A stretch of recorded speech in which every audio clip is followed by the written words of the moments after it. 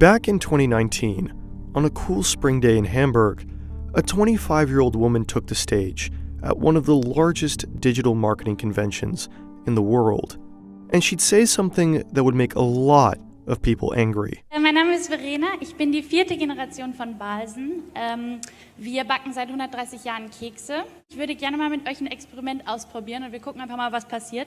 Ich würde gerne mal heute nicht versuchen, irgendwas vermeintlich Schlaues zu sagen. Balsen is a baked goods company, most known for their Leibniz butter biscuit, the Choco Leibniz milk chocolate biscuit, as well as animal crackers. They're a German family-run cookie-cutter company with pastries that are profitable, producing hundreds of millions in yearly revenue. And that revenue is something that Verena made the mistake of appreciating a bit too publicly. Mir gehört ein Viertel von Balsen, da freue ich mich auch drüber. Es soll mir auch weiterhin gehören. Ich will Geld verdienen und mir Segelyachten kaufen von meiner Dividende und sowas. This was cringe. Not only because she was a 25-year-old family-made millionaire who wanted a yacht, but also because her wealth came from a company that had used forced labor during World War II. From around 1940 to the end of the Second World War, the Balsen Company obtained hundreds of forced laborers to be used at their factory in Hanover. What made things worse for Verena, though, is that she did not take kindly to the criticism of her speech. Later, she told a German tabloid that the forced laborers were before her time, that they were paid exactly as much as German workers, and that the company treated them well. Surprisingly, people didn't think it was a particularly clever clapback. And days later, Verena was taken out of the spotlight and issued a public apology. But it was too late. Balsen stirred the pot, so investigative reporters decided to add some more ingredients. They discovered that the owners of the Balsen biscuit empire had been members of the Nazi Party and donated to the SS. Many of the involuntary laborers used in Hanover came from a factory in Kiev, a factory that the Balsen family had taken over after Nazi occupation. So the Balsens hired a German historian, Manfred Krieger, to investigate them, only after it was convenient for them to do so. Now, whether the Balsens are a family to be upset about, we don't know. Verena Balsen is no Nazi, but we can tell you whether the Balsen family history and how they handled it is truly unique. It's not. The Balsens aren't alone, and they're so far from the worst.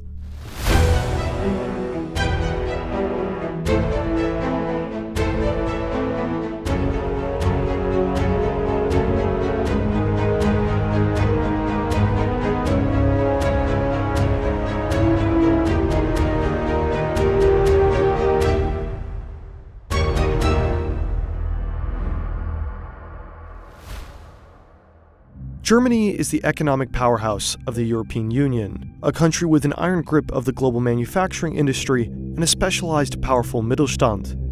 But the strong German economy is built on top of a business tradition that's quite different from other Western countries. Some of its largest and most important enterprises are largely or fully controlled by families. And families have histories.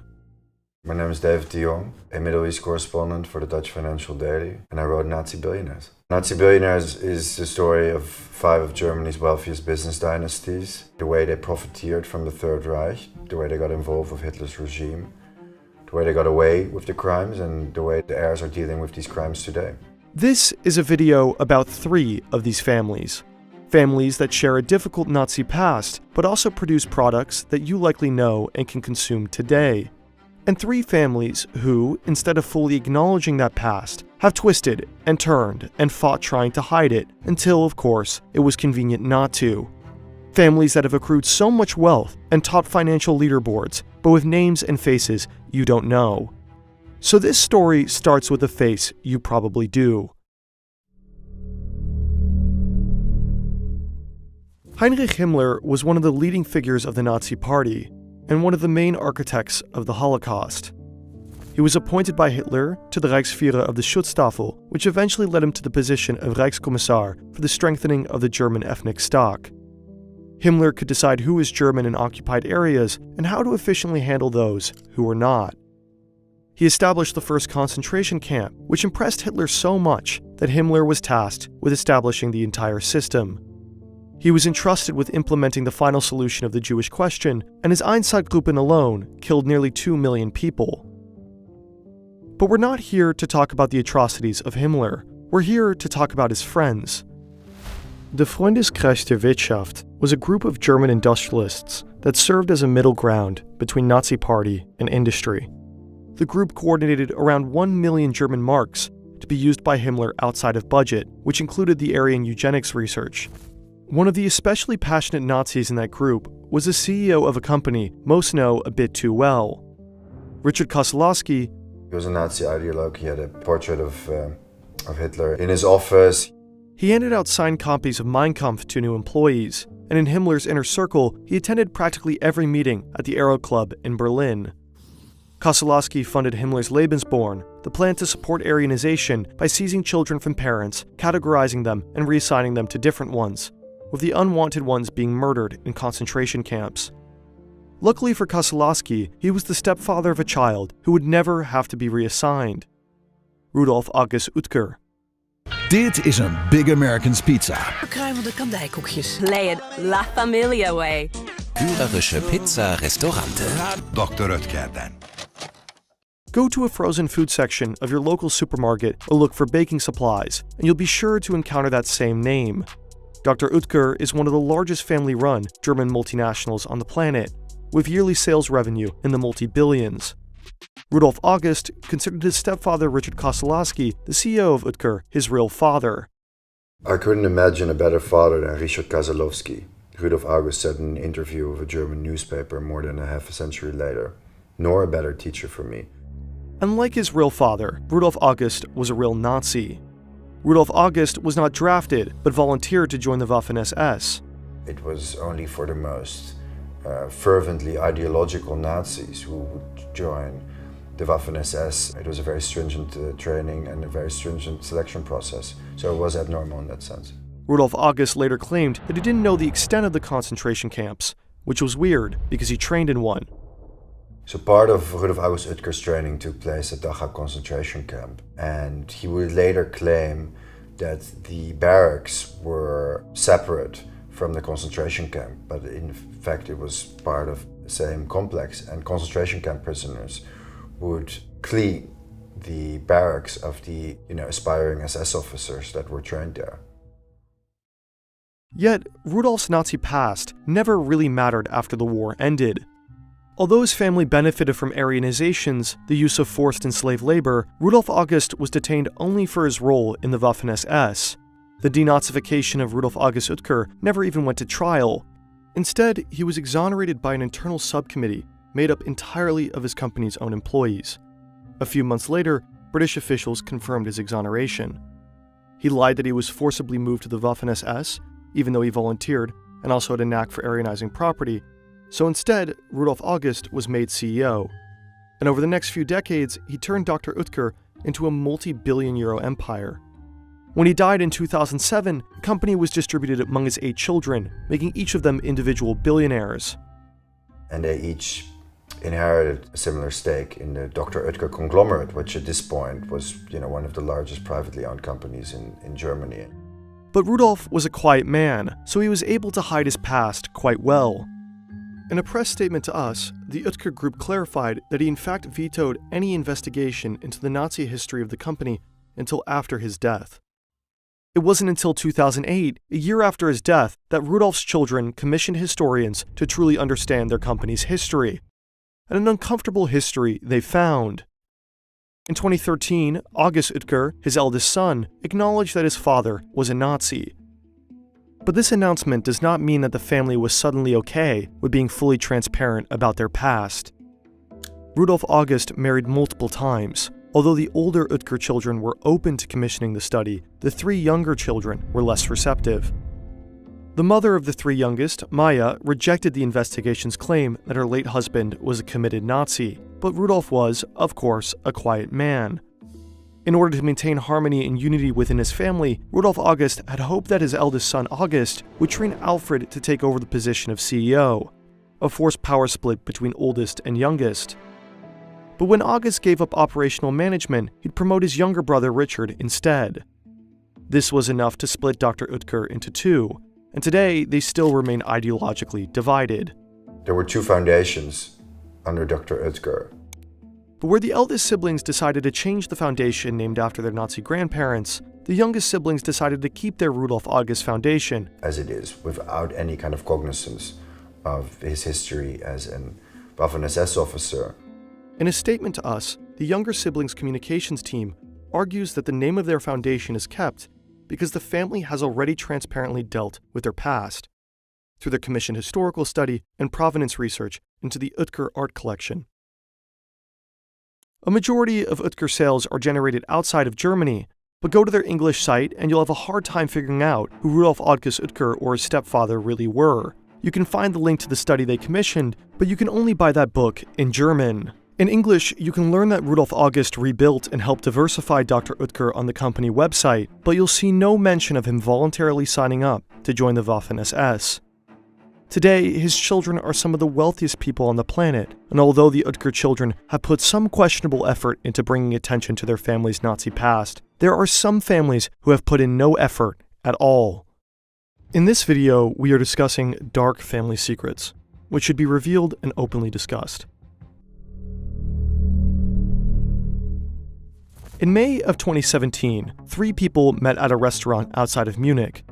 A publisher, a journalist from a Bavarian public state broadcaster, and a man named Ernst Knut Stahl. According to the publisher, under oath, Stahl had said, "There's danger ahead. There's a street in New York with lots of investment bankers, lawyers, and so forth. Coincidentally, they are all Jews, but that's not relevant here. They want to push Germany into ruin. They control everything." The publisher also said that Stahl followed up by saying that there should be a newspaper, one that actually writes the truth, and that Peter Bartels, a former editor-in-chief of Bild, would help. Months later, a newspaper did show up with Bartels helping write it, a paper openly supportive of the AfD. The AfD was a relatively young political party in Germany at this point. Initially anti-Euro, it shifted course at the end of 2014, during the refugee crisis. Today, it is considered right-wing extremist and racist by the German Institute for Human Rights. Now, the question naturally arose, where did the newspaper's funding come from? See, Ernst Knut Stahl, the man who talked about Jews controlling everything, was not any man. He was the asset manager for one of the wealthiest German billionaires, August von Fink Jr.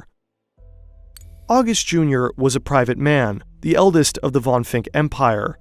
He passed away in late November 2021 and left behind an investment in real estate empire where the real estate is said to encompass more than half of Munich city center and much of the land surrounding Munich, which is some of the priciest land in the world. But when August von Fink Jr. was alive, you wouldn't find him living in Germany because he had moved to Switzerland for tax reasons. And it's that knack of evading any cost that he must have gotten from his father. Back in 1931, in Berlin's Hotel Kaiserhof, Hitler was meeting Germany's wealthiest to ask them to acquire weapons for the SA, the paramilitary wing of the Nazi Party. The first man Hitler would speak to would be August von Fink Sr., the father of August von Fink Jr.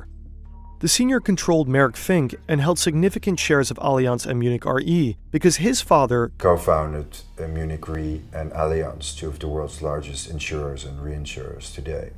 Von Fink, known for being the stingiest man in Bavaria, had little issues with raising money for Nazis. August von Fink Sr. helped promise 5 million Reichsmarks via Allianz to arm the SA.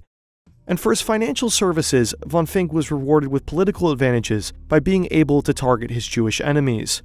Once the persecution against Jews really ramped up in 1937-38, he wrote a letter saying that one of his main competitors, Martin Aufhauser, should be expropriated, basically, on the basis of the bank being in Jewish ownership.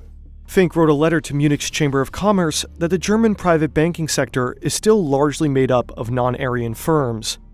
The gradual cleansing of this trade, which is so strongly influenced by the Jewish element, must not be halted by the granting of applications for exemptions, but must be promoted by all means. Aufhauser's bank was seized during Kristallnacht, and von Fink got a taste for a forbidden fruit that he wouldn't stop chasing. J. Dreyfus was one of the largest German Jewish private banks, and Fink put the Jewish owner, Willy Dreyfus, under so much pressure that he ended up selling the bank far under the market value of what the bank was worth.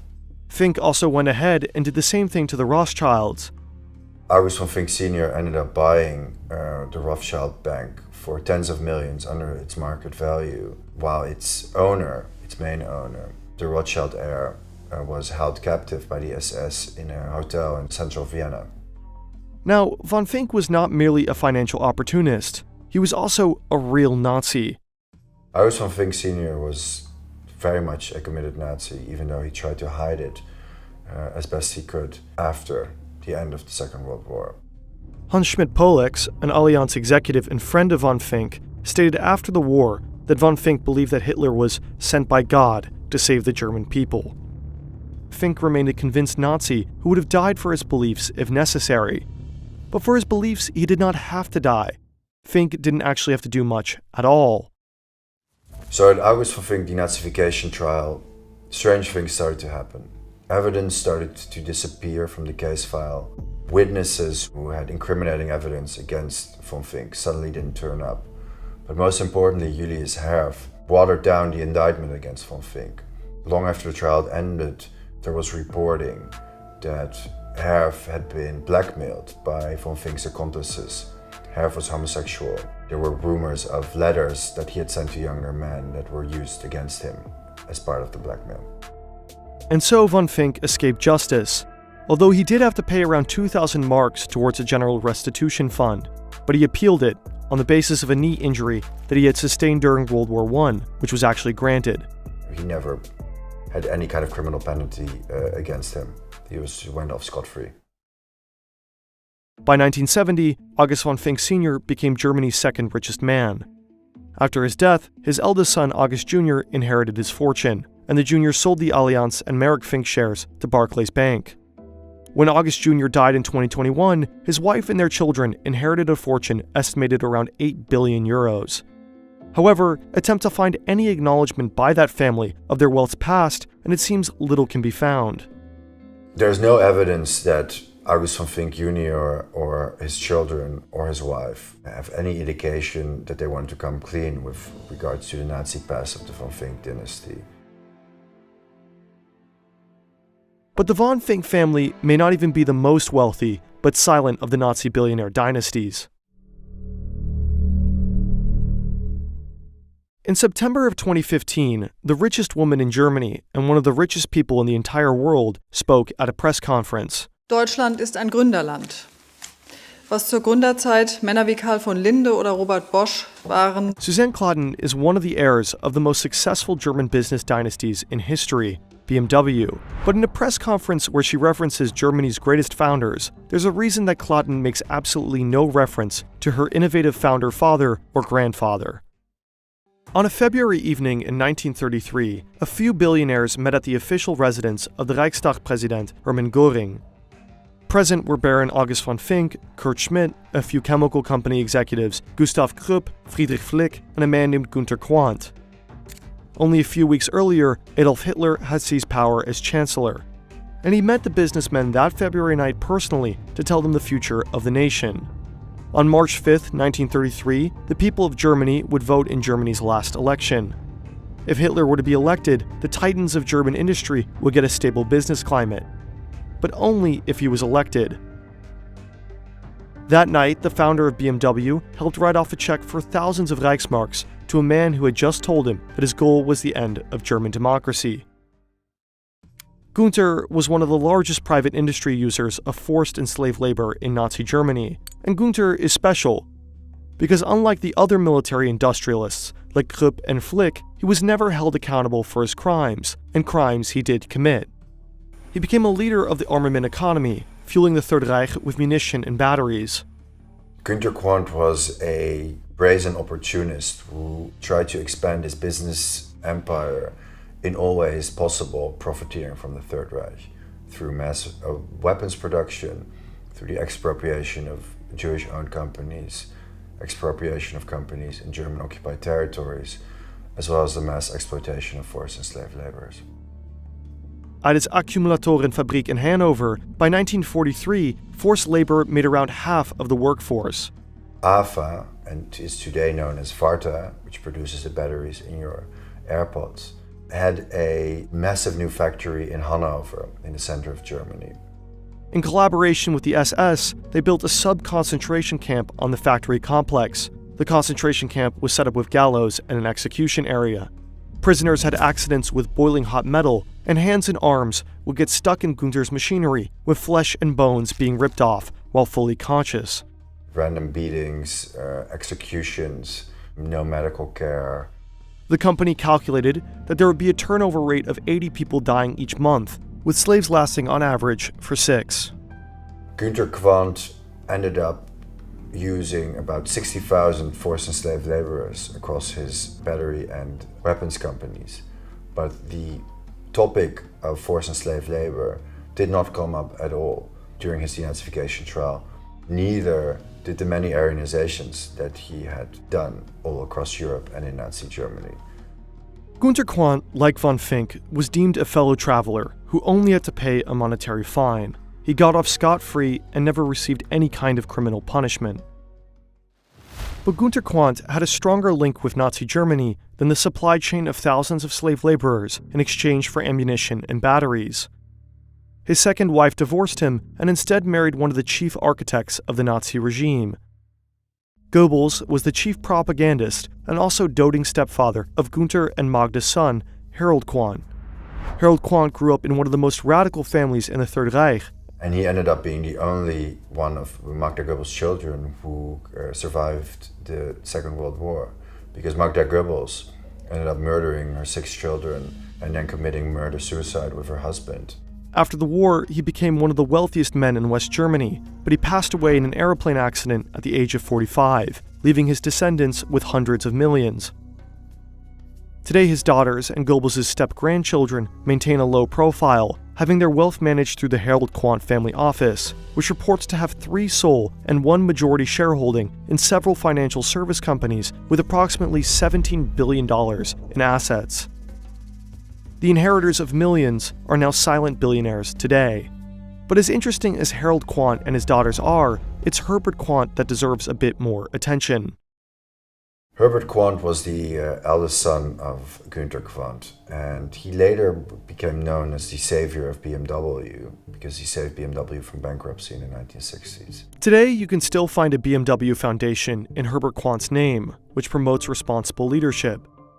And Herbert Quandt was quite the responsible leader. He was a Nazi criminal who built a concentration camp in German-occupied Poland, who exploited thousands of forced and slave laborers, including female concentration captives, at battery factories.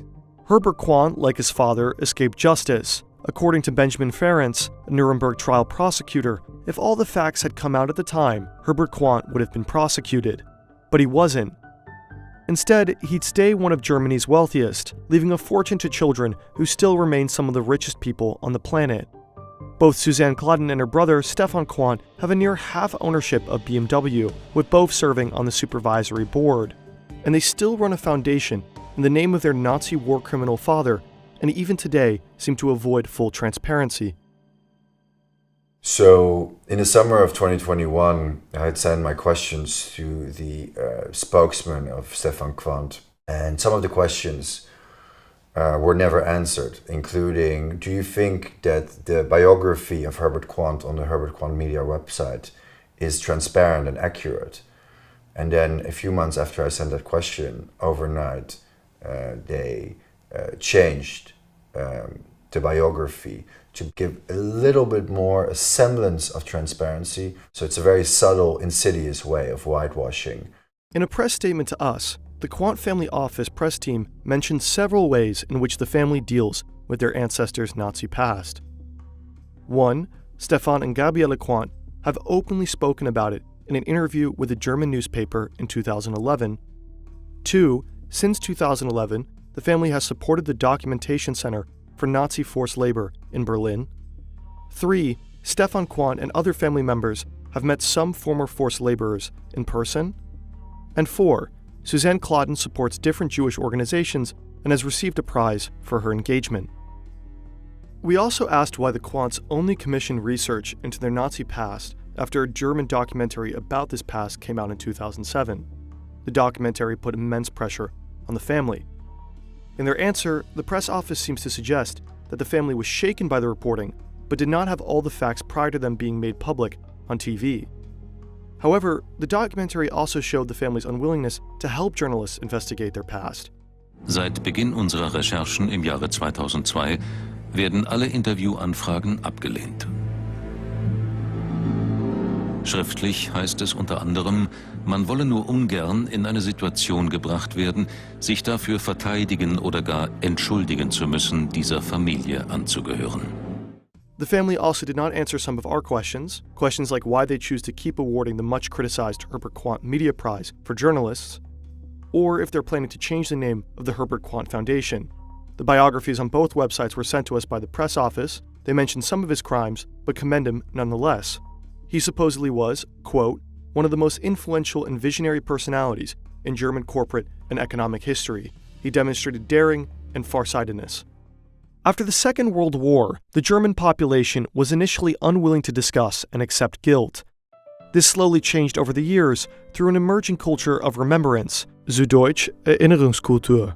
This is seen as a national responsibility to accept, remember, and learn from the collective radicalization of the country and the horrendous crimes of the Nazi regime.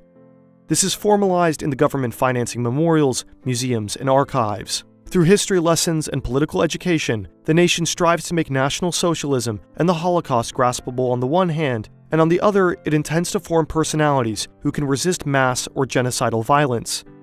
It's meant to develop civil courage and a citizen's ability to take part in the democratic process. Erinnerungskultur is much debated in Germany. Has it become too symbolic, maybe too self-serving? But only the fringes ever question its existence.